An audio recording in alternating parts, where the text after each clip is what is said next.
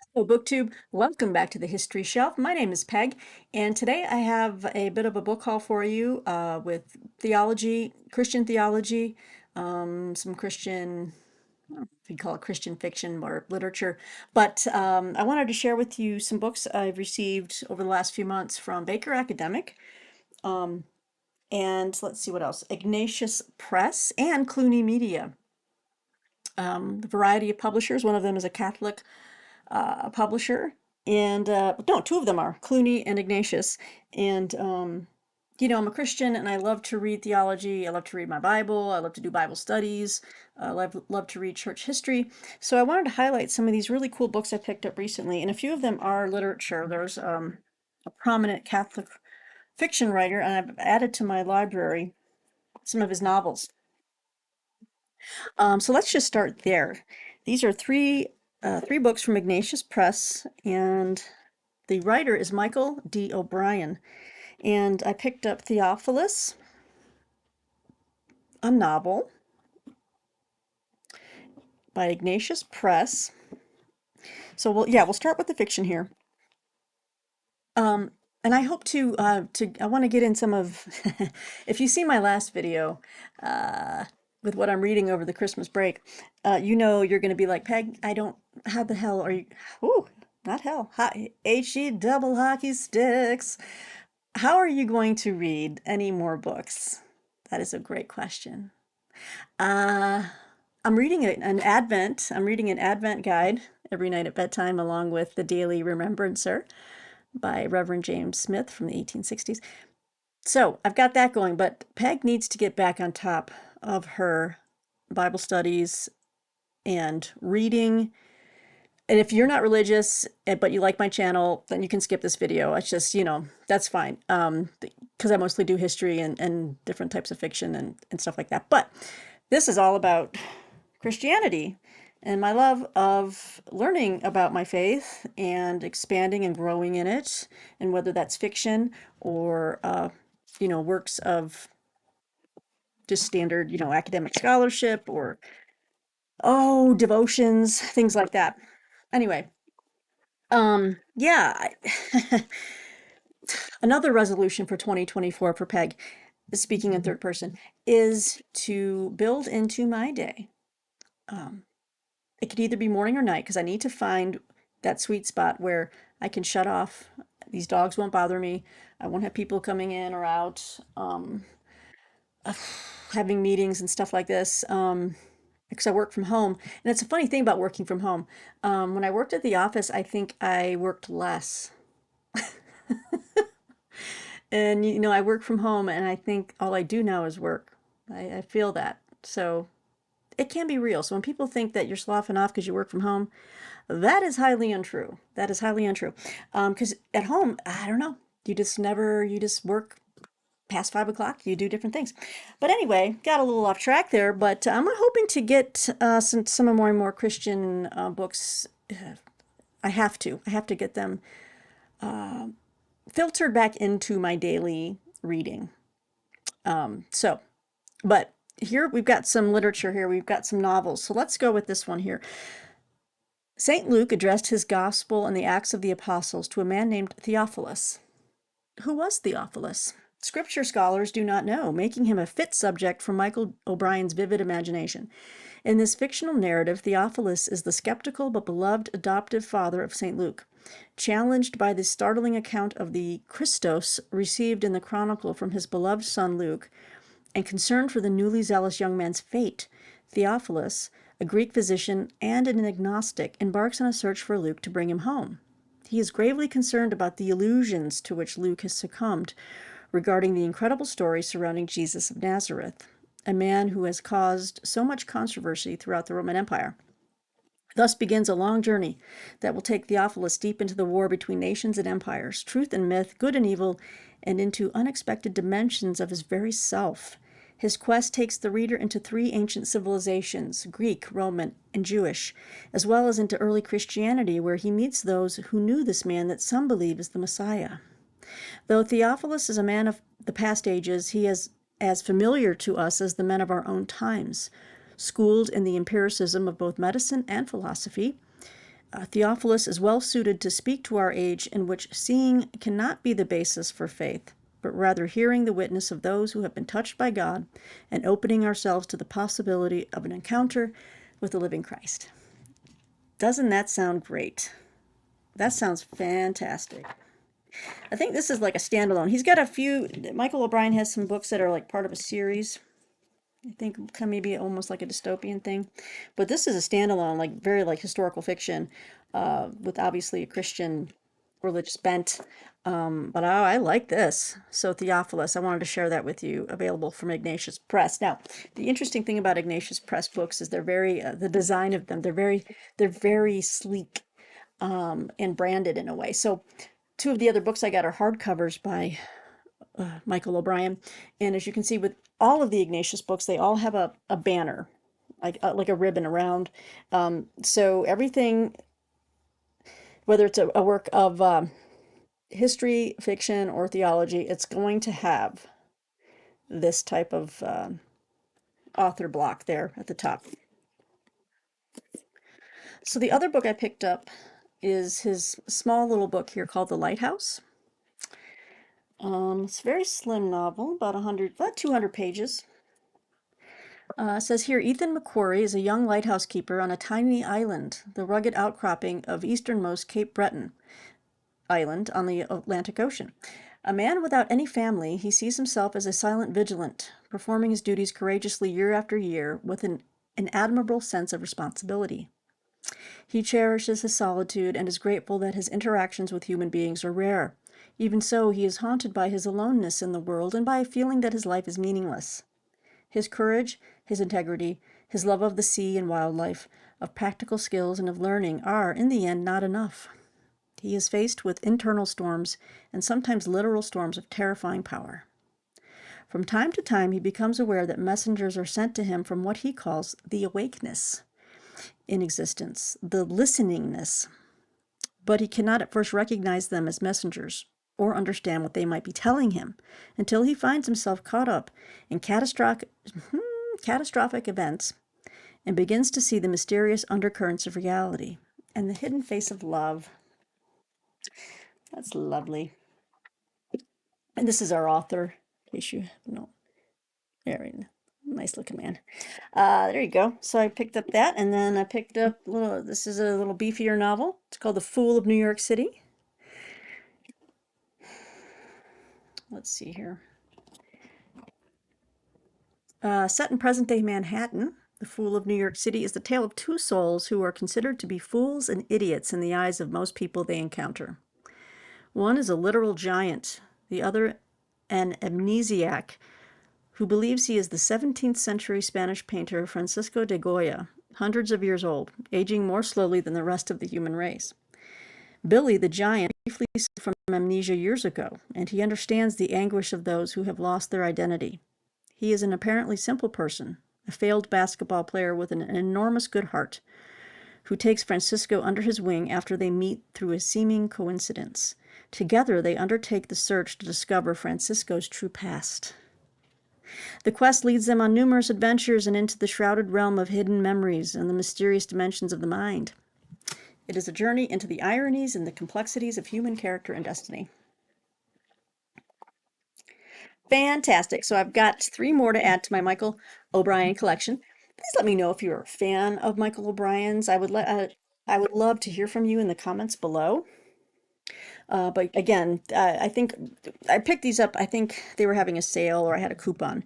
But I do like Ignatius books. I really, really do. So I'll show this little other. It's like it's almost like a bound pamphlet. It's very short, but it's by the esteemed writer, professor of philosophy, Peter Kreeft. And this is The Man Who Left His Mark, How Mark's Gospel Answers Modern Questions. He's written so many cool books, like he's imagined conversations between major people in history. And I watched him on YouTube. He's a brilliant man. Just philosophically, he kind of blows me away. I mean, philosophy is, I mean, I can't get my head around it half the time. But I love listening to him, and I do enjoy his writing. And Mark is my favorite gospel, the book of Mark. I really like Mark. Let's see here. In this unusual book on the Gospel of Mark, the brilliant Peter Kreeft presents 252 contemporary questions that modern man asks about the meaning of life, faith, love, suffering, friendship, death, eternity, God, Jesus, and more. The answer to each question comes directly from Mark's Gospel, always pointed and often surprising. Kreeft says that Mark is the quickest and busiest of the four, and he really is. It's the shortest book, and everything moves fast in Mark. It's like Jesus is on a mission, and he is going pedal to the metal. The quickest and busiest of the four. The gospel for Americans is what it says here in quotes. He describes the book as a series of sudden shocks and surprises, because that is how Jesus appeared to Mark and others who followed him, full of shocks and surprises. Boy, that is really, really well put. The man who left his mark trains us to allow Jesus to speak more directly to us today. When we listen, he teaches us about ourselves, about himself, and about what it means to follow him intimately in our daily lives. I think I might actually get this one read over my Christmas break. It's short enough and pithy enough, and I do love the Gospel of Mark. I need to go. I'm going to probably read that in conjunction with this again. Read it again. Also, the timing of this video is I wanted to do this near Christmas. So, to the reason for the season, as people, the reason for the season. Whether you think he was born in December, it doesn't matter. It's about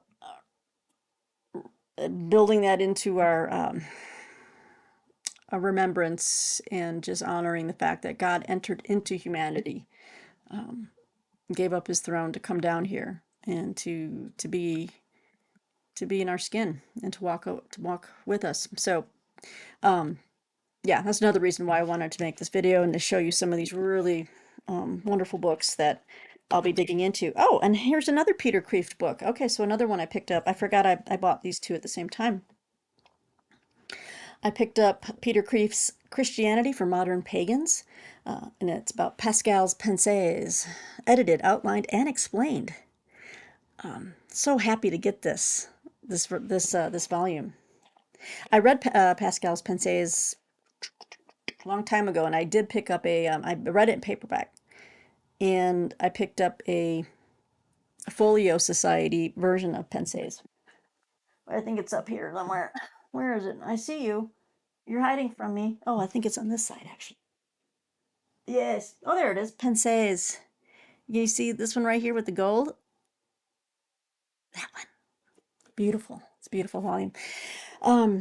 Okay, so let's read what this one covers here. Peter Kreeft believes that Blaise Pascal is the first post-medieval apologist. No writer in history claims Kreeft is a more effective Christian apologist and evangelist to today's uprooted, confused, secularized pagans, inside and outside the church, than Pascal. He was a brilliant man, a great scientist who did major work in physics and mathematics, as well as an inventor, whom Kreeft thinks was 3 centuries ahead of his time. His apologetics, found in his Pensées, are ideal for the modern, sophisticated skeptic. Kreeft has selected the parts of Pascal's Pensées that are generally considered great and interesting and most respond to the needs of today, and offers his own comments and insights on applying Pascal's wisdom to today's questions and problems. Kreeft, who has used Pascal's writings in his college courses for years, attempts to bring the reader into his college classroom, where he and his students read, interpret, and discuss the beef of the Pensées. Pascal's writings are very lively and eloquent, as well as lyrical and incisive. Addressed to modern skeptics and unbelievers, as well as to modern Christians for apologetics and self-examination, Pascal and Kreeft combine to provide a powerful witness to Christian truth and goodness. Oh, so good. It's kind of set up like so. Kind of just very, I know the focus was going in and out, but pulls out in bold the portions of the Pensées and then his commentary on it, or his examination of it. So 2 books by Peter Kreeft here. Very pleased with that. So that rounds out the Ignatius books. So let me highlight some of the Baker books. Baker Academic, which they've been putting out some really heady books lately. Not lately, they always have, but I've just got my hands on some of them recently. So I'm really thrilled by that. Let me just take a sip.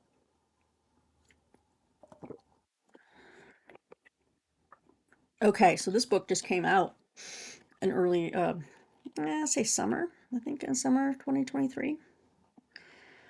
This is Jesus the Purifier, John's Gospel, and the Fourth Quest for the Historical Jesus by Craig L. Blomberg.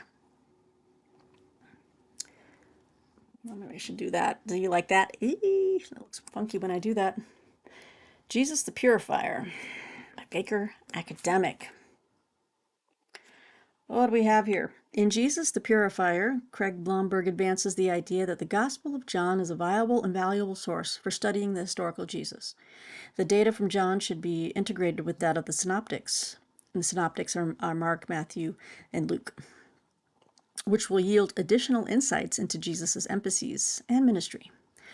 Blomberg begins by reviewing the first 3 quests, reassessing both their contributions and their shortcomings. He then discusses the emerging consensus regarding demonstrably historical portions of John, which are more numerous than usually assumed. Peeling back the layers, we discover in Jesus' ministry an emphasis on purity and purification. The synoptics corroborate this discovery, specifically in Jesus' meals with sinners. Blomberg then explores the practical and contemporary applications of Jesus the Purifier, including the quote-unquote contagious holiness that Jesus' followers can spread to others. Okay, sorry, I had to edit that because as I was talking, my camera, not my camera, but my computer just went blank. Everything just shut down. The devil's trying to stop me from doing God's work. He just doesn't want me to talk about Jesus, I guess. Oh well, guess what?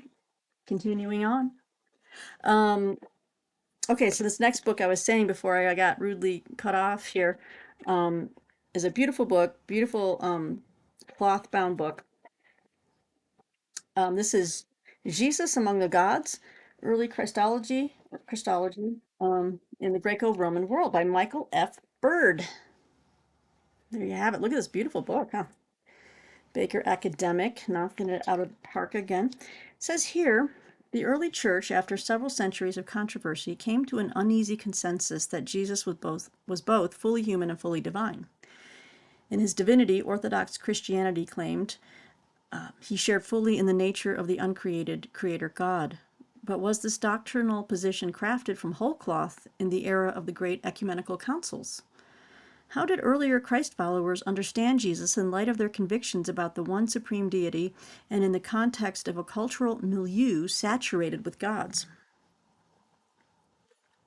In Jesus Among the Gods, Michael Bird gives renewed attention to divine ontology, what a god is, in relation to literary representations of Jesus. Most studies of the origins of early Christology focus on Christological titles, various functions, divine identity, and types of worship. The application of ontological categories to Jesus is normally considered something that only began to happen in the 2nd and 3rd centuries as the early church engaged in Platonizing interpretations of Jesus. Bird argues to the contrary that ontological language and categories were used to describe Jesus as an eternal, true, and unbegotten deity from the earliest decades of the nascent church. Through comparison with representative authors such as Philo and Plutarch, and a comprehensive analysis of Jesus and various intermediary figures from Greco-Roman religion and ancient Judaism, Bird demonstrates how early accounts of Jesus both overlapped with and diverged from existing forms of religious expression. However, Jesus resembled the various divine agents of Greco-Roman religion and Second Temple Judaism. The chorus of early Christian witnesses held Jesus to be simultaneously an agent of and an analog with the God of Israel. Among the gods, Jesus stood in clear relief, a conviction that may have been refined over time, but that belongs to the emerging heart of Christian confession. Fabulous. Oh, wait. Whoa, hang on. Woo!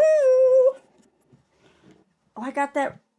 Their B's are very similar. This is not Baker Academic. This is Baylor. I'm sorry, Baylor University Press. Baylor University Press. Can I just show how similar they're? This is Baker Academic, this blue book, and this is Baylor. That's way too close for you guys. Wow, this is from Baylor University Press. I'm sorry. And thank you for this, Baylor University. This is fantastic. Okay. Okay, so that let me make sure I'm okay, so the other two books are back to Baker Academic. Boy, that one confused me. All right. Um, got a slim little volume here. I thought this would be fun to read. It might give me an insight into something I want to. I've never been an arty type person, and I don't,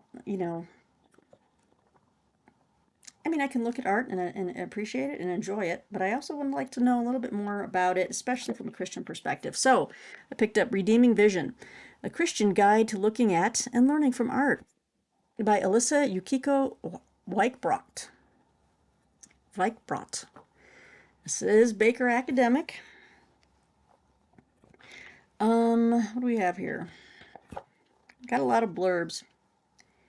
Okay, well, it says here, we are formed by the images we view, from classical art to advertisements, from news photos to social media. The images we look at mold our ideas of race, gender, and class.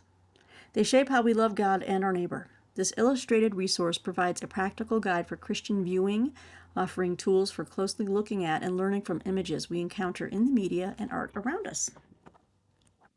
Very glossy. Um, you got some Van Gogh in there. I thought that'd be kind of cool to check this out. Growing in Curiosity. This chapter's on portraiture. Um, Delighting in God's presence, representational art. What else we got here? Okay, abstract art. All right, all right. Oh, confessing our idols. That's very cool. So, this will be kind of a fun read. This will be different for me. So that is from Baker Academic, and then we're going to end on this big beefy book. It's pretty much a textbook, actually. Um, I'm looking forward to this though.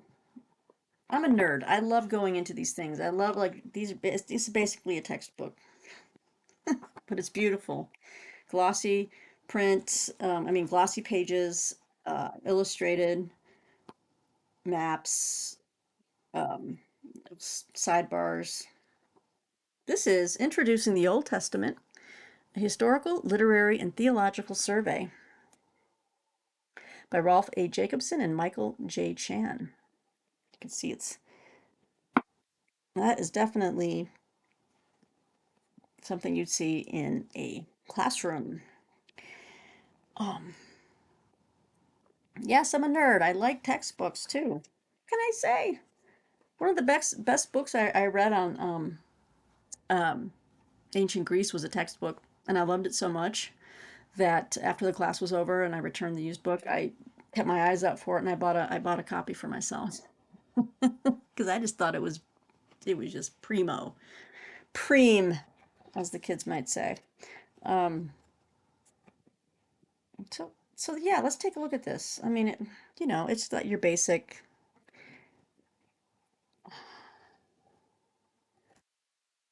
It's beautiful. There's Esther. What? Gives you background, maps, those little call out boxes, Rise of the Assyrian Empire. So, I mean, this is basically history. I mean, I just love it. I love reading it. Anatomy of a Psalm. How cool is that?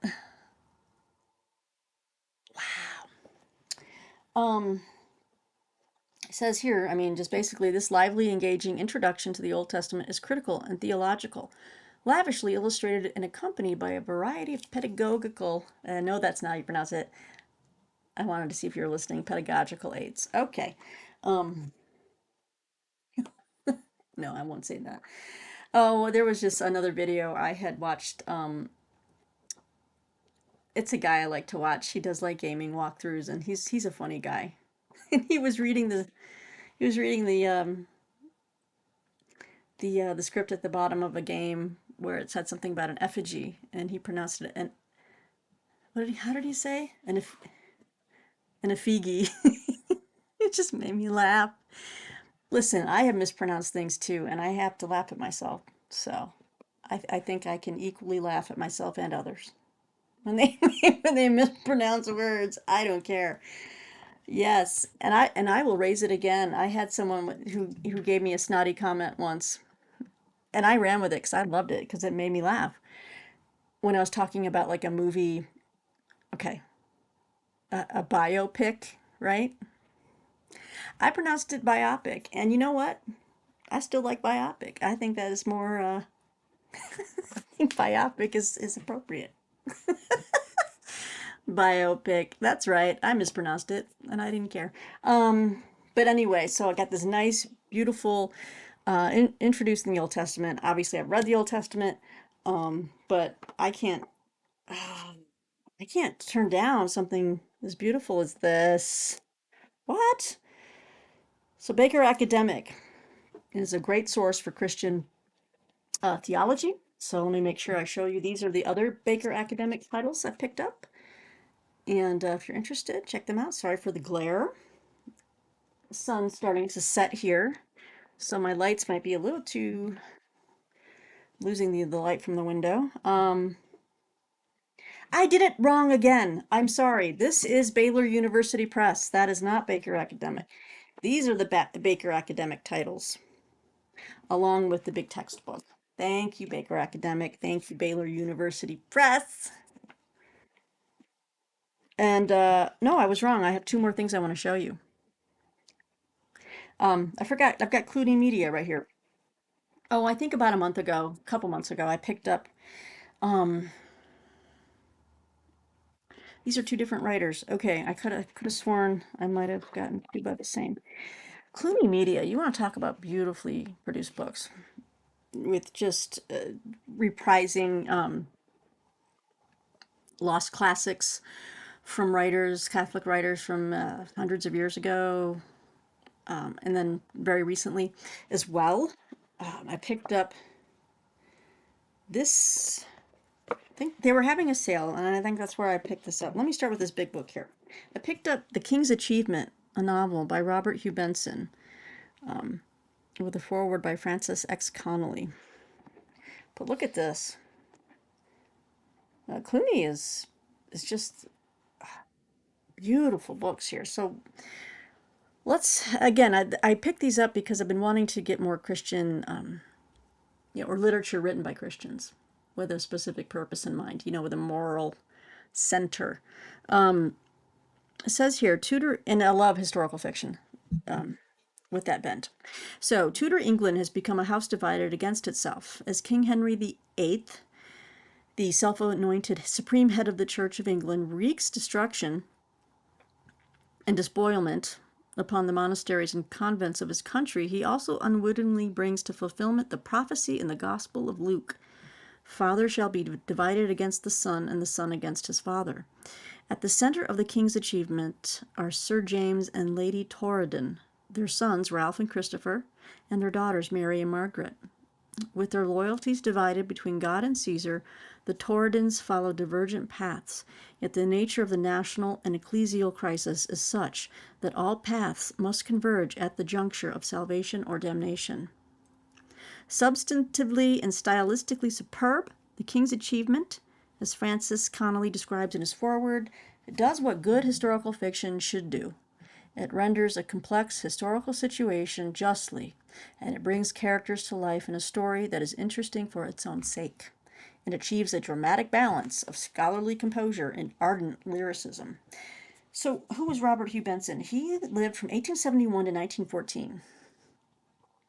He was the son of an Anglican Archbishop of Canterbury and was a convert to Roman Catholicism and was ordained a priest in 1904. He wrote numerous novels, short stories, plays, and spiritual text. Um, and then, yeah, so Clooney has a number of his works now available from them, and that includes Come Rack, Come Rope, The Dawn of All, and Lord of the World. Oh, that's the other one. I think I bought that one. Or I was trying to get, I wanted to get, I need to check my library, my Clooney library, because I thought Lord of the World was the one I wanted to read, but I picked up also The King's Achievement. So the second book I picked up from Clooney is another novel. It's a thin novel. It's by a different writer, and this is called A Thread of Scarlet by Bruce Marshall. Again, the artwork. These books are so beautiful.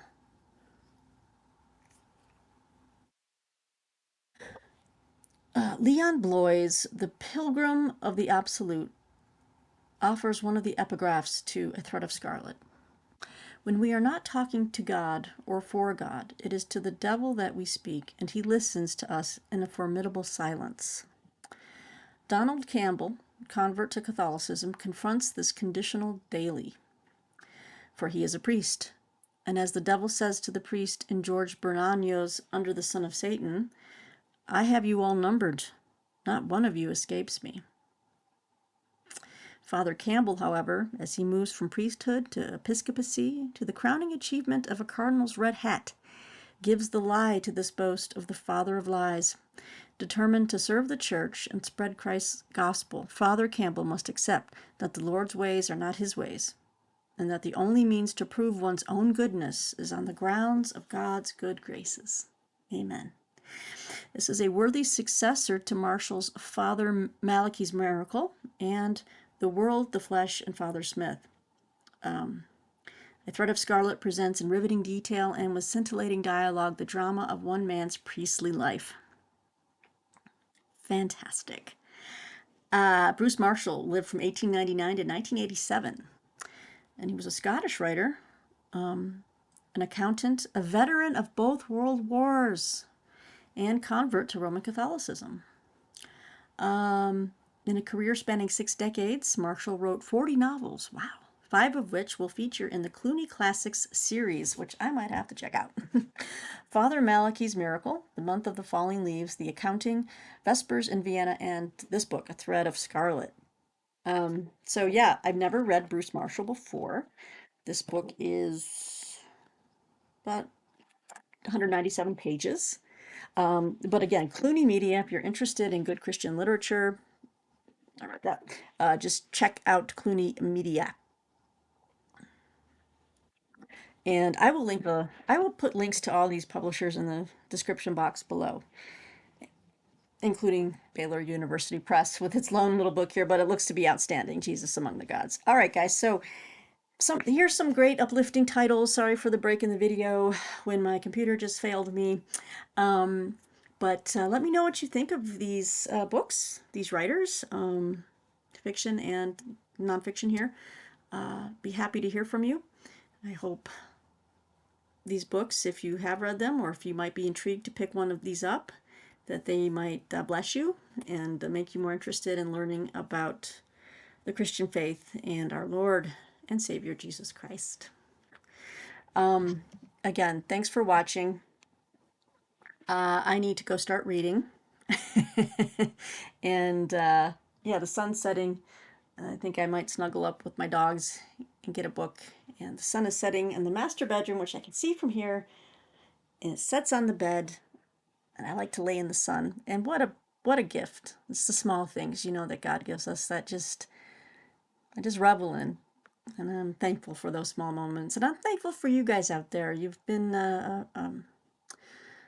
made many friends on BookTube, and I just want to say I'm just thankful for you. And I pray God's blessings on all of you. Doesn't matter if you're a believer or not.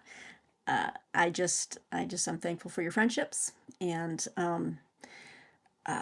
thank you for making our lives interesting and following me and Martine along in our journey.